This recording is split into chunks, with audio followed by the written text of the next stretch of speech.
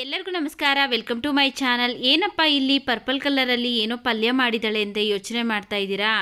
ಸಾಮಾನ್ಯವಾಗಿ ಎಲ್ಲರ ಮನೆಯಲ್ಲೂ ಸಹ ಗ್ರೀನ್ ಕಲರ್ ಕ್ಯಾಬೇಜನ್ನ ನೋಡೇ ಇರ್ತೀರಾ. ಅದರಲ್ಲಿ ಪಲ್ಯ ಸಾರು ಅಂತ ಮಾಡಿರ್ತೀವಿ. ಆದರೆ ಈ ರೀತಿಯಾಗಿ ಪರ್ಪಲ್ ಕಲರ್ ಕ್ಯಾಬೇಜಲ್ಲಿ ಒಂದ್ಸರಿ ನೀವು ಈ ಪಲ್ಯನ ಟೇಸ್ಟ್ ಮಾಡಿಬಿಟ್ರೆ ಪ್ರತಿ ಸಾರಿನೂ ಸಹ ಪರ್ಪಲ್ ಕ್ಯಾಬೇಜ್ ತಂದು ಪಲ್ಯ ಮಾಡ್ಕೊಂಡು ತಿಂತೀರಾ. ಅಷ್ಟೊಂದು ಟೇಸ್ಟಿಯಾಗಿರುತ್ತೆ. ನೋಡಿ, ಇಲ್ಲಿ ಮೀಡಿಯಮ್ ಸೈಜ್ನ ಒಂದು ಪರ್ಪಲ್ ಕ್ಯಾಬೇಜ್ ತೊಗೊಂಡಿದ್ದೀನಿ. ಒಂದೆರಡು ಲೇಯರು ಎಲೆ ಎಲ್ಲ ತೆಗೆದುಬಿಟ್ಟು ಉಪ್ಪು ನೀರಲ್ಲೇ ಚೆನ್ನಾಗಿ ಒಂದೆರಡು ಸರಿ ವಾಶ್ ಮಾಡಿ ಇಟ್ಕೊಂಡಿದ್ದೀನಿ. ಈಗ ಇದನ್ನು ನಾವು ಕಟ್ ಮಾಡ್ಕೊಳ್ಬೇಕು. ಸಣ್ಣ ಸಣ್ಣ ಪೀಸ್ಗಳಾಗಿ ಕಟ್ ಮಾಡ್ಕೊಳ್ಬೇಕು.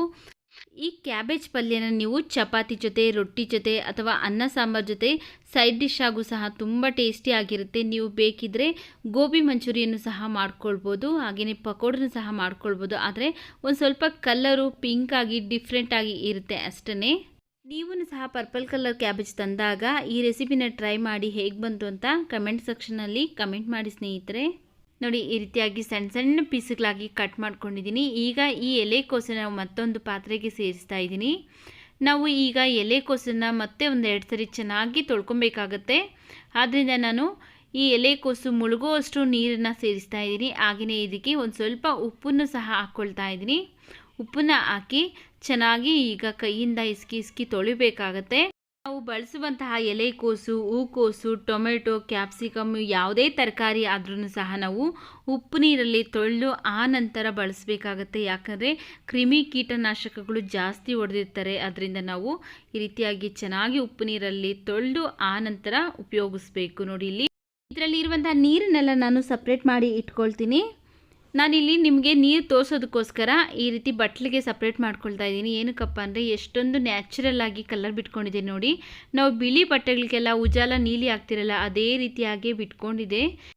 ಈಗ ಈ ನೀರನ್ನು ನಾವು ಚೆಲ್ಲಿಬಿಟ್ಟು ಮತ್ತೆ ಒಂದೆರಡು ಸರಿ ಚೆನ್ನಾಗಿರುವಂತಹ ನೀರನ್ನು ಹಾಕಿ ಕ್ಲೀನಾಗಿ ತೊಳ್ಕೊಂಡು ಬಂದಿದ್ದೀನಿ. ನೋಡಿ, ಈಗ ಒಂದು ಬಾಣಲಿ ಬಿಸಿಗೆ ಇಟ್ಟಿದ್ದೀನಿ. ಅದಕ್ಕೆ ನಾನು 2 ಟೇಬಲ್ ಸ್ಪೂನ್ ಆಗೋಷ್ಟು ಎಣ್ಣೆ ಹಾಕ್ಕೊಳ್ತಾ ಇದ್ದೀನಿ.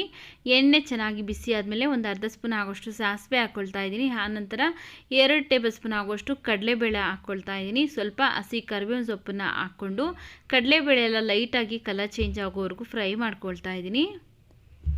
ನೋಡಿ, ಈ ರೀತಿಯಾಗಿ ಲೈಟಾಗಿ ಕಲರ್ ಚೇಂಜ್ ಆದ ನಂತರ ಒಂದು 4ರಿಂದ 5 ಹಸಿಮೆಣಸಿನಕಾಯಿನ ಕಟ್ ಮಾಡಿ ಹಾಕ್ಕೊಳ್ತಾ ಇದ್ದೀನಿ. ಹಾಗೆಯೇ 2 ಈರುಳ್ಳಿನ ಸಣ್ಣದಾಗಿ ಕಟ್ ಮಾಡಿ ಹಾಕ್ಕೊಂಡು ಈರುಳ್ಳಿ ಎಲ್ಲ ಎಣ್ಣೆಯಲ್ಲೇ ಚೆನ್ನಾಗಿ ಫ್ರೈ ಆಗೋವರೆಗೂ ಫ್ರೈ ಮಾಡ್ಕೊಳ್ತಾ ಇದ್ದೀನಿ.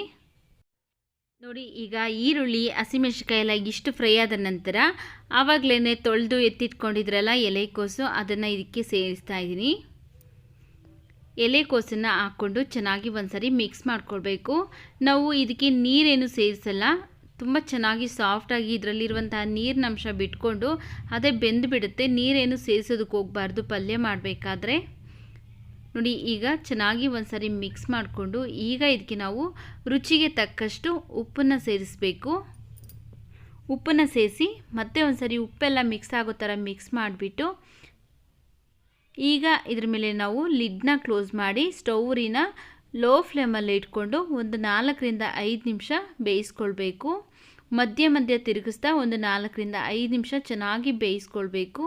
ನೋಡಿ, ಇಲ್ಲಿ ಒಂದು 2 ನಿಮಿಷ ಆಗಿದೆ. ಓಪನ್ ಮಾಡಿ ಮತ್ತೆ ಒಂದ್ಸರಿ ಮಿಕ್ಸ್ ಮಾಡಿ ಮತ್ತೆ ಲಿಡ್ನ ಕ್ಲೋಸ್ ಮಾಡಿ ಮತ್ತೆ ಒಂದು 3ರಿಂದ 4 ನಿಮಿಷ ಚೆನ್ನಾಗಿ ಬೇಯಿಸ್ಕೊಳ್ತೀನಿ. ನೋಡಿ, ಈಗ ಟೋಟಲಾಗಿ ಒಂದು 4ರಿಂದ 5 ನಿಮಿಷ ಆಗಿದೆ. ಓಪನ್ ಮಾಡ್ತಾ ಇದ್ದೀನಿ. ನಾವು ಒಂದು ಸ್ವಲ್ಪ ನೀರನ್ನೋದು ಸೇರಿಸಿಲ್ಲ. ನೋಡಿ, ಚೆನ್ನಾಗಿ ಸಾಫ್ಟಾಗಿ ಎಲೆಕೋಸೆಲ್ಲ ಬೆಂದಿದೆ. ಈಗ ಇದಕ್ಕೆ ಲಾಸ್ಟಲ್ಲಿ ಸಣ್ಣದಾಗಿ ಕಟ್ ಮಾಡಿರುವಂತಹ ಕೊತ್ತಂಬರಿ ಸೊಪ್ಪು ಹಾಗೆಯೇ ಹಸಿ ಕಾಯಿ ತುರಿ ಹಾಕಿ ಚೆನ್ನಾಗಿ ಒಂದ್ಸರಿ ಮಿಕ್ಸ್ ಮಾಡಿ ಈಗ ಸ್ಟವ್ನ ಆಫ್ ಮಾಡ್ಕೊಳ್ತೀನಿ.